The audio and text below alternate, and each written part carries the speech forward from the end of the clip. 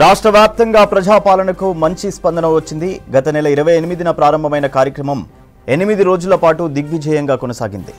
నిన్నటి వరకు 1,8,94,000 అభయహస్తం దరఖాస్తులు వచ్చాయి. నిన్న ఒక్కరోజే రాష్ట్రంలో 18 లక్షల దరఖాస్తులు అందాయి.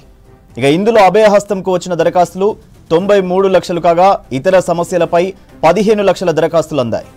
నిన్నటి వరకు 1,02,00,000 కుటుంబాలు దరఖాస్తులు పెట్టుకున్నట్టు అధికారులు ప్రకటించారు. 2014లో అప్పటి ప్రభుత్వం నిర్వహించిన సమగ్ర కుటుంబ సర్వేలో 94 లక్షల కుటుంబాలు ఉండగా ప్రస్తుతం 1 కోటికి పైగా కుటుంబాలు ఉన్నట్టు అధికారులు అంచనా వేస్తున్నారు.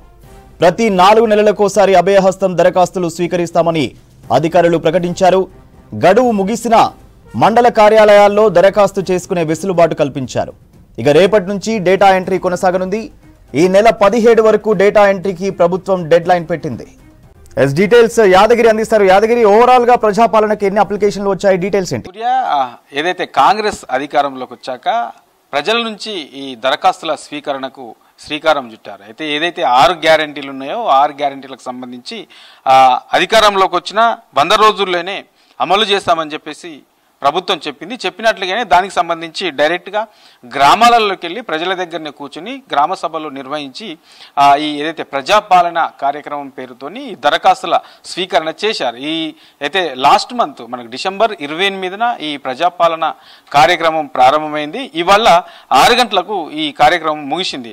మనకు ఒక్కసారి దీనికి సంబంధించి పూర్తిగా ఇవాళ ఎన్ని వచ్చాయి, రాష్ట్ర వ్యాప్తంగా మొత్తం ఎన్ని అప్లికేషన్లు వచ్చాయనే దాని మీద కొద్దిసేపట్లో మనకు అధికారికంగా లెక్కలు వస్తాయి. కానీ మనకు ఒక్కసారి నిన్నటి వరకు చూస్తే మనకు ఏదైతే ఈ అభయహస్తానికి సంబంధించిన వచ్చినటువంటి దరఖాస్తులు నిన్నటి వరకు చూస్తే మనకు ఈ 1,08,94,000 అంటే దాదాపు 1,09,00,000 దరఖాస్తులు నిన్నటి వరకు వచ్చాయి. ఇక నిన్న ఒక్కరోజు అంటే ఈ నిన్నటి వరకు అంటే మనకు మొత్తం 7 రోజులు అవుతుంది. ఈ 7 రోజులలో 1,09,00,000 దరఖాస్తులు వస్తే నిన్న ఒక్కరోజే 18 లక్షలకు పైగా రాష్ట్ర వ్యాప్తంగా దరఖాస్తులు వచ్చాయి. ఇక ఇవాళ ఉదయం నుంచి సాయంత్రం వరకు 20 లక్షలకు పైగా దరఖాస్తులు వచ్చే అవకాశం ఉంది అని చెప్పేసి అధికారులు అంచనా అయితే వేస్తూ ఉన్నారు. అంటే ఒకవేళ నిజంగానే ఈ 20 లక్షలు కనుక ఇవాళ వస్తే మొత్తం రాష్ట్ర వ్యాప్తంగా 1,30,00,000 దరఖాస్తులు వచ్చినట్లు మనకు చెప్పుకోవచ్చు. ఎందుకంటే ఇవాళ కనుక 20 లక్షలు వస్తే 1,30,00,000 దరఖాస్తులు మొత్తం ఈ అభయహస్తానికి సంబంధించి వచ్చినట్లు మనము తెలుసుకోవచ్చు. అయితే ఇందులో ఏదైతే మనకు ఈ 6 గ్యారంటీలే కాకుండా ఇందులో ఇతర సమస్యలకు సంబంధించి ఇతర అవసరాల కోసం కూడా దరఖాస్తులు చేసుకున్న వాళ్ళు ఉన్నారు. అయితే ఇందులో మనకు నిన్నటి వరకే చూస్తే మనకు ఈ 93 లక్షల పైచులకు అంటే దాదాపు 94 లక్షల మంది దరఖాస్తులు కేవలం ఈ అభయహస్తానికి సంబంధించిన దానికే చేసుకున్నారు. ఇక ఇందులో దాదాపు 15 లక్షలకు పైగా దరఖాస్తులు ఇతర వాటికి సంబంధించి వచ్చాయి. అంటే మొత్తం మనకు నిన్నటి వరకు చూస్తే 1,09,00,000లో ఈ 15 లక్షల దరఖాస్తులు ఇతర వాటికి సంబంధించిన దరఖాస్తులే ఉన్నాయి. ఇక వచ్చిన దాంట్లో మేజర్గా ఈ ఏదైతే ప్రభుత్వం ప్రకటించిందో ఈ ప్రకటించినటువంటి ఈ అభయహస్తానికి సంబంధించింది కాకుండా ఇక ఇందులో లేని రేషన్ కార్డుకు సంబంధించి కూడా ప్రతి విలేజ్లో ఎక్కడ చూసినా ప్రధానంగా ఈ రేషన్ కార్డుకు సంబంధించిన దరఖాస్తులు కూడా చేసుకుంటున్నారు. ఏదైతే అభయహస్తానికి సంబంధించిన దరఖాస్తు ఫారం ఇచ్చారో దానిపైనే రేషన్ కార్డుకు సంబంధించిన ఇష్యూ కూడా రేషన్ కార్డు లేదు అని చెప్పేసి దాంట్లో రాస్తున్నారు. మేజర్గా మనకు రాష్ట్ర వ్యాప్తంగా కూడా ఈ సమస్య కనబడుతుంది. ఎందుకంటే చాలా రోజుల నుంచి రేషన్ కార్డు ఇవ్వలేదు. చాలా మంది కూడా ఇప్పటికే దరఖాస్తు చేసుకున్న వాళ్ళు చాలా మంది ఉన్నారు. సో కాంగ్రెస్ అధికారంలోకి వచ్చింది కాబట్టి చాలా మంది కూడా ఆశిస్తున్నారు. సో ఈ ప్రభుత్వంలో రేషన్ కార్డు వస్తుంది అని చెప్పేసి చాలా మంది ఆశిస్తున్నారు.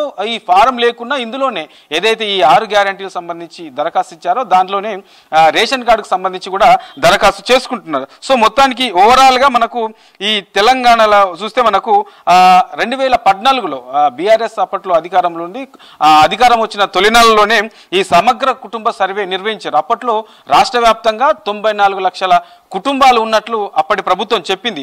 కానీ ఇప్పుడు చూస్తే మనకు నిన్నటి వరకే లెక్కలు చూస్తే మనకు 1,02,00,000 కుటుంబాలు దరఖాస్తు చేసుకున్నట్లు నిన్నటి వరకే ప్రభుత్వ లెక్కలు చెప్తున్నాయి. అంటే మనకు 2014తో పోల్చుకుంటే ఈ 2024 వరకు చూస్తే మనకు ఈ 1,03,00,000 వరకు ఈ కుటుంబాలు ఉన్నట్లు ఇప్పుడు మనకేదైతే అధికారికంగా ఇస్తున్నటువంటి లెక్కలు చూస్తే అర్థమవుతుంది. సో దాదాపు మ్యాక్సిమంగా కూడా అన్ని గ్రామాలలో, అన్ని వార్డులలో, అన్ని పట్టణాల్లో ఎక్కడ చూసినా ప్రతి ఇంటి నుంచి ఈ అభయహస్తానికి సంబంధించిన దరఖాస్తులు చేసుకున్నట్లు మనకు ఈ లెక్కలు చెప్తా ఉన్నాయి. ఇక ఇవాళ ముగిసింది కాబట్టి మరికొద్దిసేపట్లోనే దీనికి సంబంధించి ఇవాళ ఎన్ని వచ్చాయి అనే దాని మీద ఒక స్పష్టత వచ్చే అవకాశం ఉంటుంది. అయితే ఇవాళ ముగిసింది, ఇక దరఖాస్తు తీసుకోరు అని చెప్పేసి ఆందోళన చెందాల్సిన అవసరం అయితే లేదు అని చెప్పేసి ఇప్పటికే ప్రభుత్వం ప్రకటించి అందులో భాగంగానే ఎవరన్నా ఈ వారం రోజులలో ఎవరు దరఖాస్తు చేసుకునే వాళ్ళు కనుక ఉంటే, నిజమైనటువంటి అర్హులై ఉండి దరఖాస్తు చేసుకునే వాళ్ళు ఉంటే వాళ్ళు డైరెక్ట్గా సంబంధిత ఎంఆర్ఓ ఆఫీస్కి వెళ్ళి వాళ్ళు డైరెక్ట్గా దరఖాస్తు చేసుకోవచ్చు. లేదంటే ప్రతి 4 నెలలకు ఒకసారి ఏదైతే ఈ ప్రజాపాలన కార్యక్రమం ఈ 8 రోజులు నిర్వహించారో, ఇక ప్రతి 4 నెలలకు ఒకసారి కూడా ప్రజాపాలన కార్యక్రమం నిర్వహిస్తామని చెప్పేసి ప్రభుత్వం చెప్పింది. కాబట్టి అవసరమైతే మళ్ళీ నిర్వహించినప్పుడు అప్పుడు కూడా దరఖాస్తు చేసుకోవచ్చు. ఎవరు కూడా ఆందోళన చెందాల్సిన అవసరం లేదని చెప్పేసి ఇప్పటికే ప్రభుత్వం క్లారిటీ ఇచ్చింది. కాబట్టి ఎవరైనా మిగిలి ఉంటే మళ్ళీ దరఖాస్తు చేసుకునే అవకాశం ఉంటుంది. ఇక రేపటి నుంచి ఏదైతే ఈ దరఖాస్తు రాష్ట్ర వ్యాప్తంగా వచ్చినటువంటి దరఖాస్తులకు సంబంధించి రేపటి నుంచి ఈ డేటా కార్యక్రమం మొదలుగా కానుంది.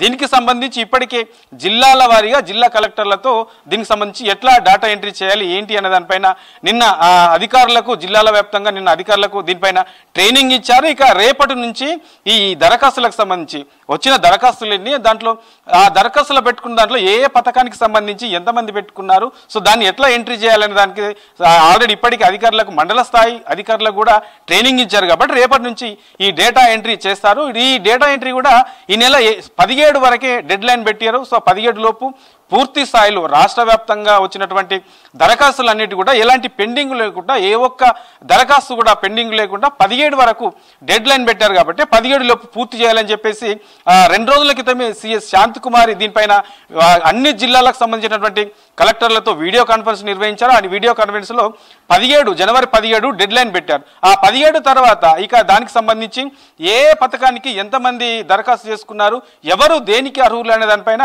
ప్రభుత్వం నుంచి ఒక స్పష్టత వచ్చే అవకాశం కూడా ఉంది. ఇక ఇవల్ల ఆ సచివాలయంలో సీఎం రేవంత్ రెడ్డి ఏదైతే ఈ ప్రజావాణితో పాటు ఈ మేజర్గా ప్రజాపాలన కార్యక్రమం ఈ 8 రోజుల పాటు జరిగిందో, ఈ 8 రోజులకు సంబంధించి ఎక్కడెక్కడ ఎట్లా జరిగింది, ఏ జిల్లాల నుంచి ఎన్ని వచ్చాయి, సో ఏ పథకానికి సంబంధించి ఎన్ని దరఖాస్తులు పెట్టుకున్నారు, సో ఈ పథకాలకు కాకుండా కూడా మిగతా వాటికి కూడా దరఖాస్తుకు పెట్టుకున్నారు. కాబట్టి ఈ దరఖాస్తుకు సంబంధించి ఎన్ని వచ్చాయనే దానిపైన పూర్తి స్థాయిలో ఇవాళ ఉన్నత స్థాయి అధికారులతో సమీక్ష నిర్వహించారు. దానికి సంబంధించి విధి విధానాలు మరి ఇంకా 6 గ్యారంటీలో ఇప్పటికే ఒక గ్యారంటీ ఆల్రెడీ అమలవుతుంది. కాబట్టి మిగతా వాటికి సంబంధించి కూడా దానికి సంబంధించిన విధి విధానాలు ఎట్లా ఉండాలి, ఎంతమంది అర్హులు ఉండే అవకాశం ఉంటుంది, ఒక్కొక్క పథకానికి ఎంతమంది రాష్ట్ర వ్యాప్తంగా అర్హులు వచ్చే అవకాశం ఉంటుంది, దాన్ని ఎట్లా అమలు చేయాలి అనే దానిపైన పూర్తి స్థాయిలో ఇవాళ ఉన్నతాధికారులతో సమీక్ష నిర్వహించారు. దానిపైన కూడా అంటే ఈ 17 లోపు ఈ డేటా ఎంట్రీ అవుతుంది. ఆ డేటా ఎంట్రీ తర్వాత ఈ విధి విధానాలపైన కూడా ఒక స్పష్టత ఇచ్చి ఎవరు ఏ దానికి అర్హులు, దేనికి ఎలిజిబిలిటీ అనే దానిపైన ఒక స్పష్టత ఇచ్చే అవకాశం అయితే ఉంది. సూర్య.